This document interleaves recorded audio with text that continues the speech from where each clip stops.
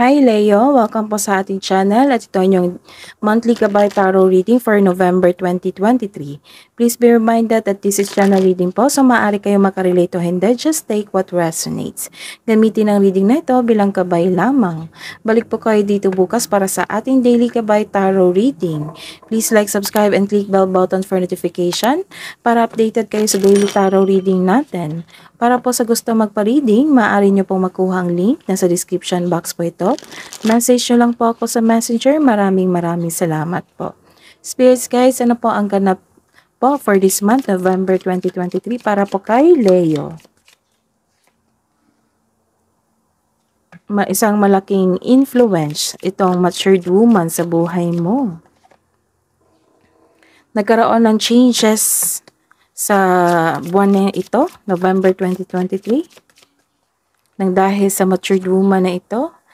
And may matured man din dito na magkakaroon ka ng connection sa matured man and matured woman na maggagabay sa inyo patungo sa changes sa inyong buhay. It might be ang bagong yugto sa inyong buhay ito. Spirits Guide, message po para kay Leo ngayong November 2023. 7 deadly sins, humanity's destructive traits. So, try to block and avoid some toxic relationship or toxic na tao. And don't worry, you are guided by Archangel Gabriel. Naghahatid siya ng creativity and hope. You are protected by Archangel Gabriel. Energy po sa buwan na ito, November 2023. Para po kay Leo.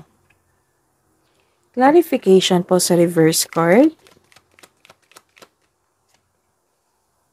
Career and money ni Leo ngayong November 2023. Clarification po of this card.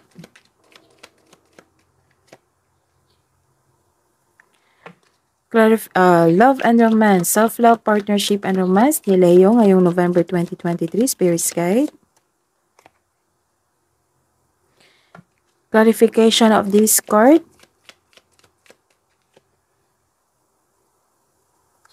This is a reverse card. Nagkaroon po dito ng isang inability to move forward. Nagkaroon ng stagnation. May ginagawa kayong project na naging unsuccessful. May time na naging negative-minded po kayo kasi you are confused. You have lack of confidence here around a specific goal or lack of focus or loss of direction. May away na ganap dito kasi hindi successful yung plano or hindi maka-move on. The advice is you need to create a concrete plan in order to regain momentum. Impulse control ay kailangan in order to grow and take action in a positive direction. This is also warning of moving quickly or nagkaroon ka ng hesitation to take an action. This is a reverse card also. Nagkaroon ng hesitation and refusal to change. You are in a bad mood. May opportunity na dumating, ginab nyo agad, nag-grab nyo agad, na hindi masyadong pinag-iisipan. So, kung hindi pa ito nangyari, kailangan talaga pag-isipan nyo, balansehin, ano yung bagay na makapagbigay sa inyo, ano yung mga ma-benefit mo sa opportunity na ito.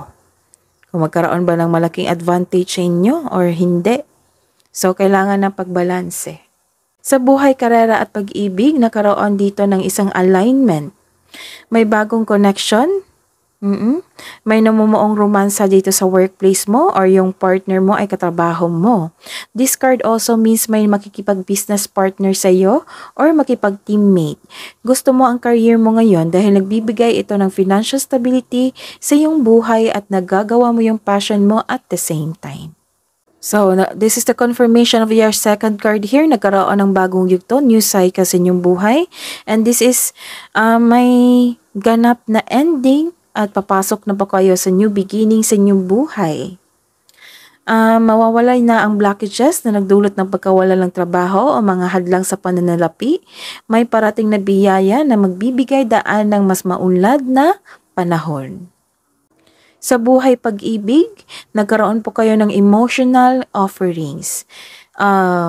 Para sa mga single, parating ng ideal partner mo. Take things slow, kilalanin niyo muna. Sa mga may relasyon, may pangyayaring aminan, posibleng proposal. This is a reverse card.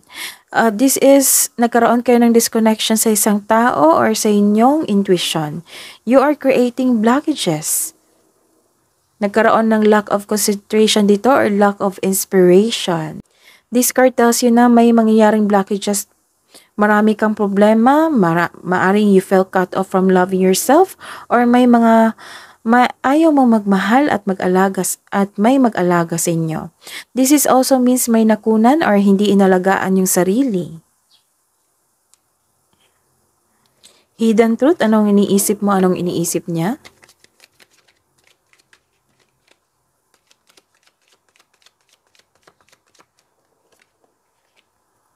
I knew exactly what I was doing.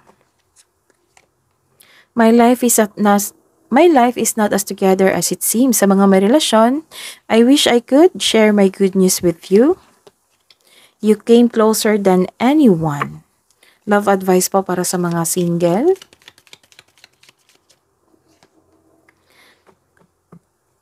Kasi may nabasa ako dito na magkakaroon ka ng stress or magkakaroon ng isang concern sa inyong health.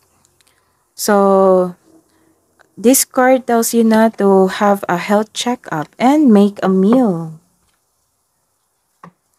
Love advice po para sa mga may relasyon.